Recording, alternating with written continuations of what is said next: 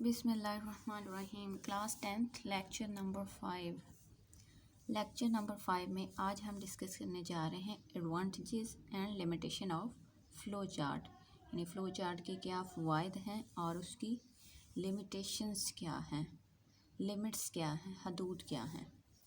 Advantages of flow chart. With the help of flow chart the logic of an algorithm can be describe more effectively, यानी हम algorithm के बाद flow chart बनाते हैं।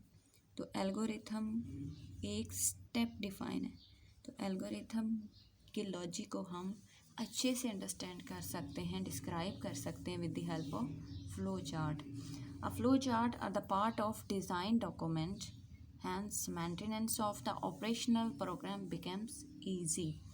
क्योंकि जब हम डॉक्यूमेंटेशन करते हैं तो वहाँ पे आपका फ़्लो चार्ट भी मेंटेनेंस डॉक्यूमेंट का पार्ट होता है, इसलिए इसकी मेंटेनेंस यानी इसको डे टू डे इसके अंदर इम्प्रूवमेंट या चेंजेस करना इजी हो जाता है।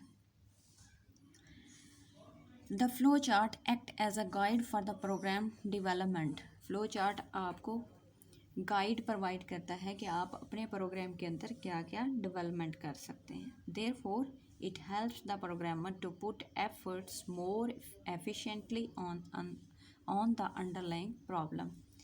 प्रोग्रामर को जो भी प्रॉब्लम आएगी वो अपने प्रोग्राम की डेवलपमेंट के अंदर या मेंटेनेंस के अंदर वो उसको एफिशिएंटली हैंडल कर लेगा। The flow chart helps in debugging process. Debugging में यानी इसके अंदर एरर को फाइंड करना, हम इजीली फ़्लो चार्ट के थ्रू अपनी एरर्स को फाइंड आउट कर लेंगे। इसके बाद है फ़्लो चार्ट की limitations. It is difficult to draw flow chart for complex problem. अगर आपके पास कोई प्रॉब्लम कॉम्प्लेक्स नेचर का है, लार्ज नेचर का है, बिग है, तो उसको ड्रा करना ईजी नहीं है, डिफ़िकल्ट है। नंबर 2 पे है if alterations are required the flow chart is to be redrawn. इसका मतलब है कि अगर कहीं ना कहीं चेंजेस आ जाती हैं, कहीं कुछ चेंज करना पड़ता है, तो वो आप इजीली चेंज नहीं कर सकते, आपको दोबारा पूरे का पूरा फ़्लो चार्ट बनाना पड़ता है। तो इसलिए ये इसकी डिसएडवांटेज भी कह सकते हैं और लिमिटेशंस भी कह सकते हैं।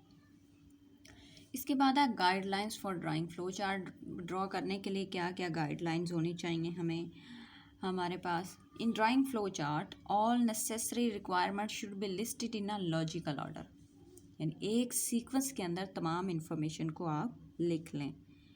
ये नहीं है कि आप आउटपुट को पहले फ़्लो चार्ट के अंदर डिस्प्ले कर रहे हैं, प्रोसेसिंग को बाद में कर रहे हैं और इनपुट आउटपुट सबसे एंड पे आ रहा है, ऐसा नहीं होना चाहिए। जिस सीक्वेंस से किसी भी प्रोग्राम को हम रन आउट करते हैं उसी ही सीक्वेंस के अंदर इसको राइट डाउन भी करना है। तो ये इसकी पहली गाइडलाइन है। नंबर 2 पे है the flow chart should be clear, neat and easy to follow. आसान होना चाहिए, क्लियर होना चाहिए, नीट होना चाहिए, उसके अंदर किसी किस्म की भी एम्बेगुइटी नहीं होनी चाहिए, कोई भी डिफ़िकल्टी नहीं होनी चाहिए। नंबर 3 पे है the usual direction of the flow chart is from top to bottom और लेफ़्ट टू राइट। इसका मतलब ये है कि जब हम फ़्लो चार्ट को डायरेक्ट करते हैं, डायरेक्शन देते हैं, तो उसकी डायरेक्शन कैसी होनी चाहिए। डायरेक्शन उसकी टॉप टू बॉटम होती है यूजली, यानी टॉप टू बॉटम। सबसे पहले सिंबल स्टार्ट एंड की होती है, उसके बाद इनपुट की होती है, फिर प्रोसेसिंग की होती है और उसके बाद आउटपुट।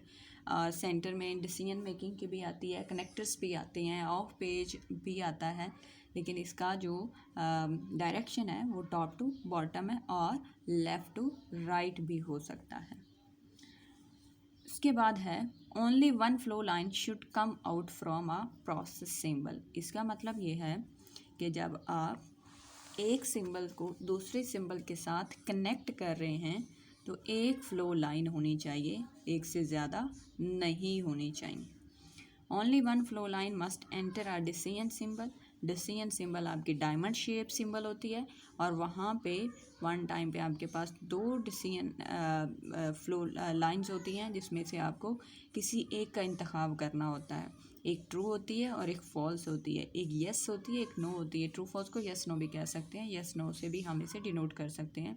तो एट वन टाइम पे आपको क्या करना है, आपको उनमें से किसी एक को चूज़ करना है, येस को करना है या नो को करना है। दोनों को नहीं कर सकते आप, येस और नो दोनों को चूज़ कर लें, ये कोई डिसीजन नहीं है। यहाँ पे आपके पास है फ्लो चार्ट सिंबल्स। तो आपके पास सबसे पहले सिंबल है रेक्टेंगल, और रेक्टेंगल पे आपको प्रोसेसिंग करनी होती है, कोई ऑपरेशन पुट करना होता है। सेकंड नंबर पे आपकी है पैरेललोग्राम।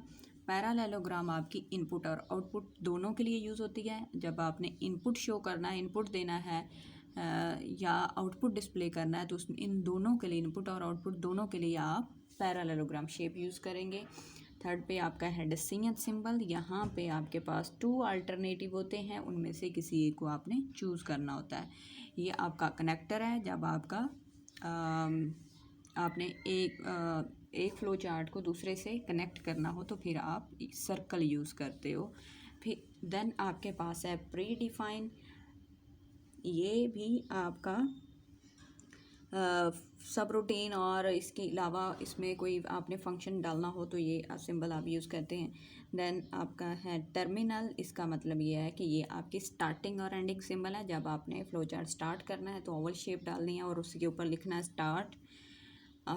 लास्ट पे आपकी हैं फ्लो लाइंस। इसका मतलब ये है कि आप जब एक सिंबल से दूसरे सिंबल को कनेक्ट करते हैं तो ओनली वन फ्लो लाइंस आपकी ये एरो शेप जो है वो ड्रॉ की जाती है।